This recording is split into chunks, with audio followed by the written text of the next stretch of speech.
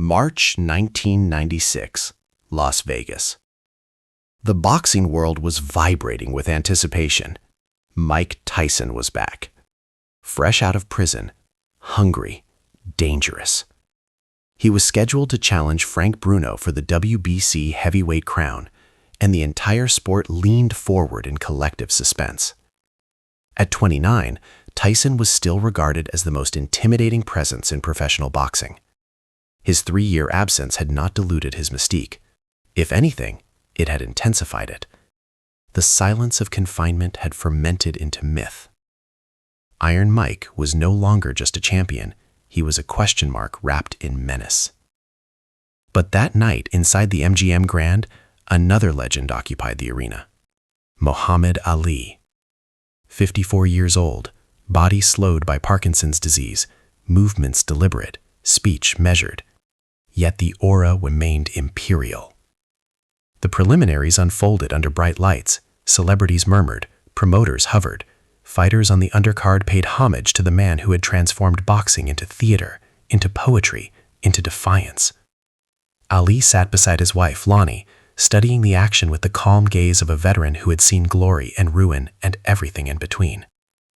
The tremor in his hands was more visible now, his steps careful, but his eyes, the same eyes that had confronted Sonny Liston, George Foreman, Joe Frazier, were lucid, penetrating. Word rippled through the venue, Ali is here. And then Tyson saw him. For most fighters, encountering Ali was pilgrimage. For Tyson, it became something else, a stage.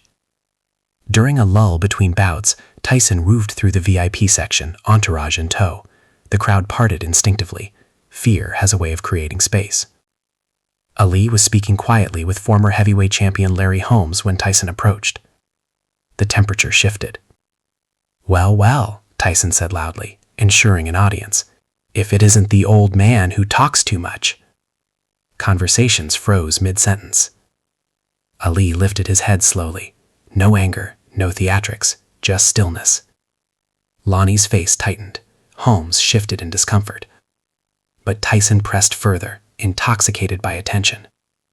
"You know what your problem was?" he continued, voice edged with contempt. "You fought tomato cans and thought you were great. If you fought in my era, I'd destroy you in 2 rounds." Silence. Heavy, unforgiving. Ali's hands rested on the arms of his chair. They trembled, from disease or emotion, impossible to say. Then Tyson delivered the cruelest line. "Look at you now. Can't even hold your hand steady. What kind of champion were you?" The words struck like something indecent. This was not promotion. This was derision. 30 seconds followed that would echo for decades. Ali rose. Slowly. Deliberately. Despite Parkinson's, despite the years, he stood tall. Dignity radiated from him like heat. Tyson hesitated. Something shifted. Ali looked directly into his eyes. "Son," he said softly, voice steady though unhurried, "I fought when boxing was boxing. I fought Foreman when they said he'd kill me. I fought Frazier when he was trying to take my head off. I fought when it meant something." "But the biggest fight," he continued, "the biggest fight is the one I'm fighting right now. Every morning this disease tells me to stay in bed. I get up anyway. It tries to silence me. I speak anyway. It tries to hide me. I show up anyway." He stepped closer. "You think I'm weak because I shake? Son, I'm fighting a battle every second that would break most men before breakfast, and I'm still here." The VIP section was motionless. Tyson's expression changed. The bravado thinned. Ali reached out and placed a trembling hand on Tyson's shoulder. The gesture was gentle, immense. "You're strong," Ali said, "but you're scared. You think tearing down the past will make you bigger. Champions don't tear down champions, they lift each other." Something inside Tyson fractured. The aggression dissolved. His eyes glossed. "I'm sorry, Mr. Ali," he whispered. "I don't know why I said that." Ali nodded. Hurt people, but champions help heal." They embraced. 2 of the most feared men in boxing, standing not as adversaries, but as teacher and student. The story spread before the main event even began. Later that night, Tyson defeated Frank Bruno and reclaimed the WBC title. But when reporters asked about the fight, Tyson spoke about something else. "I learned more about fighting in 30 seconds with Muhammad Ali than I did in 3 years in prison," he admitted. The lesson lingered. Tyson began speaking openly about strength in a different vocabulary, not intimidation, not violence, endurance, accountability, presence. Ali never publicized the insult. He focused only on growth. In time, Tyson became one of Ali's vocal supporters in Parkinson's awareness efforts. Donations followed, advocacy followed, visits followed. During one visit, Lani Ali recalled Tyson sitting quietly, holding Muhammad's hand in reverent silence. The transformation was not instant. Tyson's life would still be turbulent, but the seed had been planted. That encounter became more than boxing folklore. It evolved into parable. It revealed that true power does not reside in fists. It resides in restraint, in composure, in the refusal to answer cruelty with cruelty. Ali proved that night that greatness does not evaporate when the body falters. Sometimes it becomes clearer, sharper, almost luminous. Within hours, journalists reported the confrontation, though many missed the heart of it. Early headlines emphasized disrespect. What they underestimated was redemption.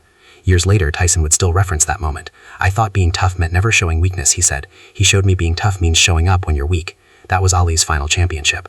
Not the belts, not the knockouts, the ability to elevate another man in the very moment he could have crushed him. In 30 seconds, he turned humiliation into instruction, conflict into clarity. That is the anatomy of a true champion. Not domination, not fear, but dignity, when dignity would be easiest to abandon. And that dignity did not end in that arena. In the months that followed, something subtle began to change around Mike Tyson. The ferocity inside the ropes remained volcanic. He was still explosive, still terrifying. But outside the ring, there was a new cadence to his words, a pause before he spoke, a flicker of reflection. People close to him noticed it first. He began referencing Muhammad Ali not just as the greatest, but as a teacher, not in boxing technique, in character. Tyson would later admit that what unsettled him most that night wasn't Ali's words, it was his composure. Here was a man whose body had betrayed him, a man visibly fighting an incurable disease. Yet there was no bitterness in him, no self-pity, no anger, just presence. That presence exposed something Tyson hadn't confronted in himself. For years, Tyson had equated dominance with survival. Strike first, strike hardest, show no vulnerability. That was the creed he had internalized from childhood. Weakness invited danger. Respect was taken, not given. But Ali's strength came from a different source. It came from acceptance. Ali accepted the disease, accepted the tremor, accepted the slowing of his speech, and then he showed up anyway. That paradox unsettled Tyson because it redefined what it meant to be powerful. In interviews years later, Tyson would say that Ali's quiet confidence felt heavier than any punch he had ever absorbed. There was no need for volume, no need for intimidation. The authority was organic. It was earned. And perhaps for the first time, Tyson realized that fear and respect are not synonyms. Fear is loud. Respect is quiet. Fear demands attention. Respect commands it. Ali had nothing to prove in 1996. No belt to chase, no record to protect, and yet in that fragile physical state he dominated the moment, not by humiliating a younger fighter, but by elevating him. That distinction lingered. Over time, Tyson began speaking differently about his predecessors. The dismissive rhetoric softened, the hyperbole cooled. He studied the old tapes not as ammunition for comparison, but as education. The shift was gradual, imperfect.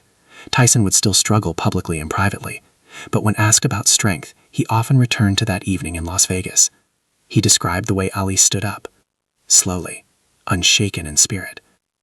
He described the hand on his shoulder, not heavy, not aggressive, just steady. In that gesture was something paternal, almost redemptive.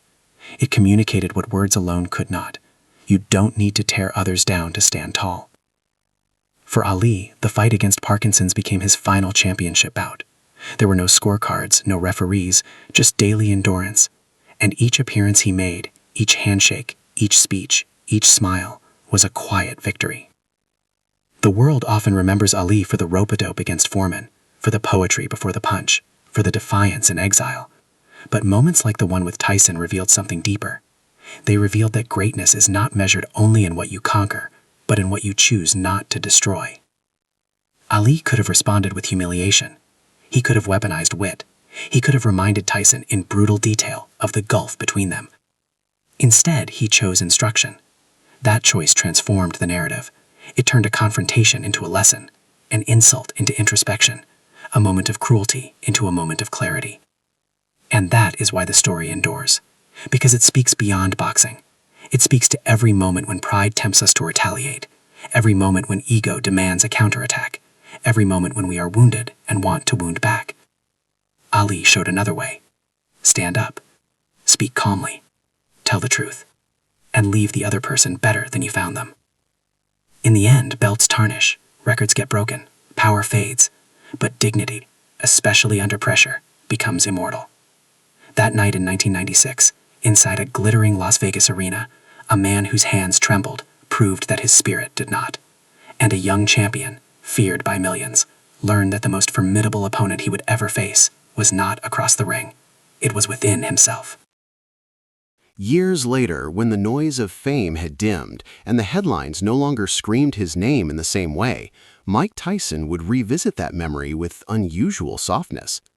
He had lived through chaos, championship glory, prison, public collapse, reinvention. And through it all, one image kept resurfacing. Muhammad Ali, rising slowly from his seat, hands trembling, but spirit unshaken. Tyson began to understand something that had escaped him in his youth. Ali's greatness was never just about speed or reflexes. It wasn't just the shuffle, the combinations, the poetry. It was about emotional courage, the ability to absorb hostility without becoming hostile, to absorb insult without surrendering identity. When Ali lost his title for refusing the draft, he stood alone. When he returned and lost to Frazier, he stood accountable. When Parkinson stole his fluidity, he stood visible. He never hid. That visibility was bravery of a different kind. Tyson, reflecting on his own path, realized that fear had driven much of his early dominance. Fear of being nobody, fear of being powerless again, fear of returning to the instability of his childhood. Ali, by contrast, seemed unafraid of loss because his worth wasn't anchored to victory. That distinction reshaped Tyson's perspective. In later interviews, he would admit that the most dangerous version of himself was the one who believed violence equals control, but the most peaceful version of himself began to emerge when he accepted vulnerability. And that acceptance traced back in part to Ali. There's something poetic about it. The young destroyer, forged in anger, confronted the aging legend, expecting confrontation, and instead encountered grace. Grace disarms differently than power. It doesn't strike, it steadies. It doesn't intimidate, it reveals. By the early 2000s, Tyson spoke openly about admiration rather than rivalry. He described Ali not as an opponent across eras, but as a moral compass within the sport. When Ali passed away in 2016, the tributes poured in from presidents, athletes, actors, and world leaders, but Tyson's words carried a particular weight. He did not speak as a competitor, he spoke as a student. He called Ali the greatest of all time, not as a slogan, but as a lived truth, one proven not only in the ring, but in restraint. Because that is what endures from that night in Las Vegas. Not trash talk, not ego, not generational debate, but a lesson. Strength is not loud. Legacy is not self-proclaimed. Greatness is not reactive. It is chosen, moment by moment, especially when it would be easier to lash out. Ali chose dignity. And in doing so, he handed Tyson something far more valuable than a rebuttal. He handed him a mirror that reflected not the fighter Tyson was, but the man he could become. And perhaps that is the quiet truth behind the story. Legends do not just defeat opponents, they awaken them.